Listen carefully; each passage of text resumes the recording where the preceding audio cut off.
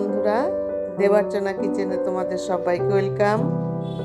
আজকে আমি একটা রেসিপি এনেছি তোমাদের জন্য। এটা হচ্ছে চিকেন কষা। আমি খুব বেশি ঝোল রাখবো না, জলও দেবো না বেশি, সামান্য একটু জল দেবো, দিয়ে বেশ কষা কষা করে করব। তার জন্য চলো আমার কিচেনে যাই। এবার এখানে কি কি কেটে রেখেছি দেখো। পেঁয়াজ কুচিয়ে রেখেছি, রসুন কুচিয়ে, আর আদা কুচিয়ে রেখেছি, কাঁচা লঙ্কা, টমেটো, আর একটা গোটা রসুন আছে, ওটা মাংসের ভেতরে দেওয়ার জন্য। এখন আমি এগুলোকে সুন্দর করে পেস্ট করার জন্য এবার এর মধ্যে দিয়ে দিচ্ছি ধনের গুঁড়ো, জিরের গুঁড়ো, সব গুঁড়োগুলো তোমাদের দেখাচ্ছি কি কি দিচ্ছি, দেখতে থাকো। এটা হলো ধনে, এটা হলো জিরে, আর একটু গোলমরিচের গুঁড়ো দিচ্ছি, দিয়ে ভালো করে এটাকে পেস্ট করব। এখন কড়াইতে আমি তেল দিয়ে দিয়েছি। এই তেলের মধ্যে আমি সুন্দর করে কেটে ধুয়ে রেখেছি যে আলু, সেই আলুগুলো ভালো করে ভেজে নেব। আলুগুলো দিয়ে দিয়েছি।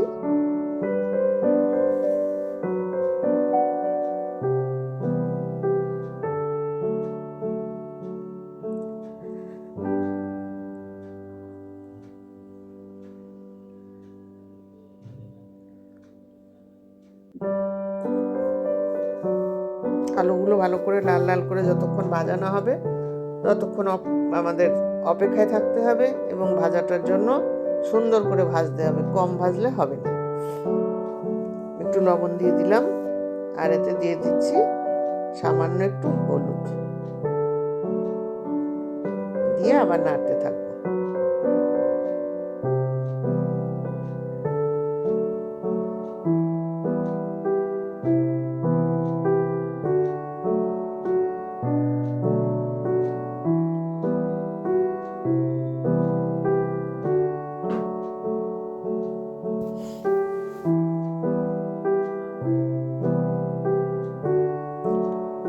এবার দেখো আমার ভাজাগুলো হয়ে এসছে, সুন্দর লাল হয়ে গেছে। এখন আমি এই ভাজাগুলোকে তুলে নেব। আলুগুলো সব সুন্দর করে ভেজে নিয়েছি। এবার ওই তেলের মধ্যে আমি দিয়ে দেবো ফোড়ন। দিয়ে দিয়েছি জিরে কতগুলো, আর দিলাম একটু গরম মশলা, আর দিয়ে দিচ্ছি অল্প একটু চিনি।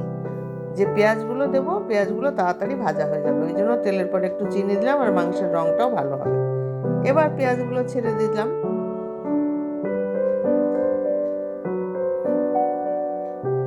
দিয়ে ভালো করে এগুলোকে কষিয়ে নেব। দেখো আমি পেঁয়াজ খুব বেশি দিয়েছি, তাও কিন্তু দেইনি।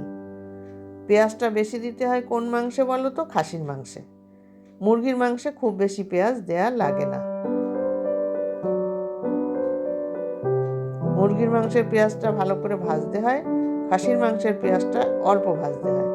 যাই হোক, যখন রান্না করব তখন তো তোমরা দেখতেই পাবে। এইবার এর মধ্যে দিয়ে দিলাম আমি সেই পেস্ট করে রাখা ওই মশলাটা, দিয়ে ভালো করে এগুলোকে আমি কষিয়ে নেব।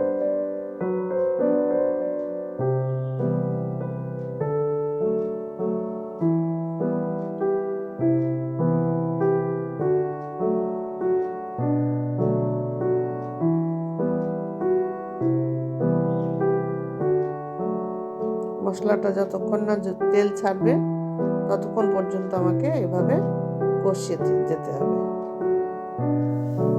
বেশ নাড়িয়ে নাড়িয়ে সুন্দর করে মশলাটা কষাতে হবে। এবার দেখো তেল ছেড়ে দিয়েছে উপরে, দেখতে পাচ্ছ। চিকেনগুলো দিয়ে দেওয়া হলো। এবার এর মধ্যে একটু লবণ দিয়ে হলো। লবণ দিলে জলটা বেরিয়ে যাবে, চিকেনগুলো সিদ্ধ হয়ে যাবে, কষাটাও ভালো হবে। একটু হলুদ গুঁড়ো দিয়ে দেওয়া হলো পরিমাণ মতো। এবার আবার ভালো করে নাড়াচাড়া করতে হবে। ঢেকে ঢেকে দিয়ে নাড়াচাড়া করতে হবে। গোটা রসুনটা দিয়ে দেওয়া হলো, ওর মধ্যে কটা কাঁচা লঙ্কা দিয়ে নাড়তে হবে, আর একটু একটু করে ঢাকা দিতে হবে। দিলে কি হবে বলো তো? মাংস দিয়ে অনেক জল বেরোবে, আর খুব বেশি জল দেয়া লাগবে না, অল্প একটু জল দিলে এই মাংস কষাটা হয়ে যাবে। মাংসগুলো তো একটু সিদ্ধ হতে লাগবে, আলুগুলো সিদ্ধ হতে লাগবে।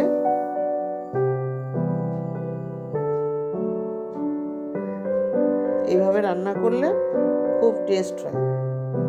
ঢেকে দেওয়া হলো, আবার ঢাকা তুলে দেখো, ঢাকা তোলার সাথে সাথে কত জল বেরিয়েছে, দেখেছো?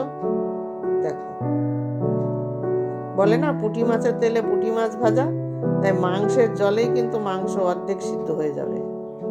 কষানোতে ঢেকে ঢেকে কষাতে হবে। আবার ঢাকা দিয়ে দেওয়া হবে। যত ঢাকা দেওয়া হবে ততই এর জল বেরোবে। দেখো আবার জল বেরোলো। যত ঢাকা দেওয়া হচ্ছে জলের পরিমাণ কিন্তু বেড়েই যাচ্ছে। দেখতে পাচ্ছ কতটা জল বেরিয়েছে? তাহলে আলাদা আর বেশি জল দেওয়া লাগে না। ঠিক এই সিস্টেমে তোমরা করবে।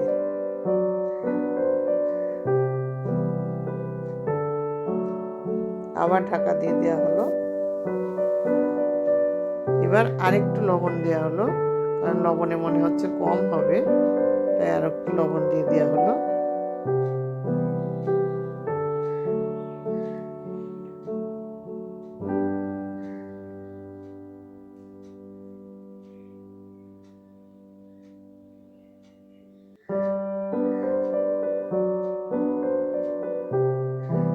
যারা একদম শুকনো শুকনো করতে চাও তারা আর জল না দিলেও পারো, আর যদি একটু আলুটা সিদ্ধ করে নাও একটা সিটি দিয়ে, তাহলে হয়ে যাবে। মাংসটাও একটা সিটি দিয়ে নিতে হয় তাহলে, কিন্তু এটা তো সেইভাবে দেয়া হয় না, ওই জন্য সামান্য একটু পরিমাণে জল দেবো, যেটা তোমরা দেখতে পারবে।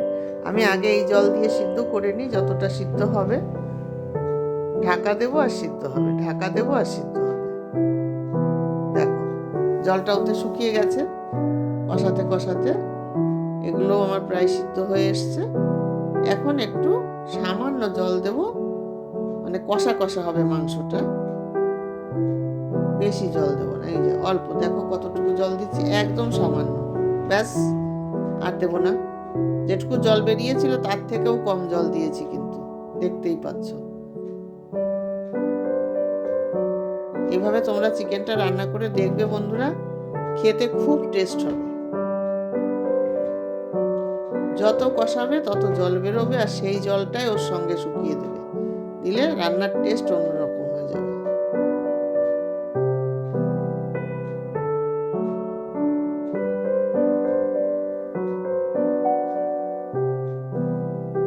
এখন দিয়ে দিচ্ছি গরম মশলার গুঁড়ো।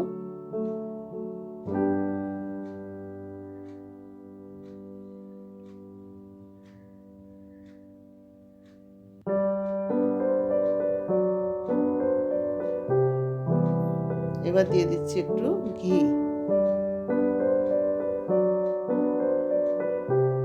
ঘি আমার যেটুকু ছিল সেটুকু দিয়ে দিলাম, আবার ঘি আনতে হবে।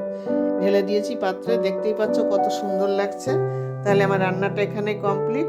এই ভিডিওটা যদি ভালো লাগে তোমাদের, তাহলে লাইক শেয়ার কমেন্টস করো। আর হ্যাঁ, সাবস্ক্রাইব করতে কিন্তু ভুলো না, সাবস্ক্রাইব করবে আর বেল আইকনটা বাজিয়ে দেবে, আমার সমস্ত নোটিফিকেশানগুলো আগে আগে তোমাদের কাছে চলে যাবে। তাহলে আজকে আসি, সবাই ভালো থাকো, টাটা।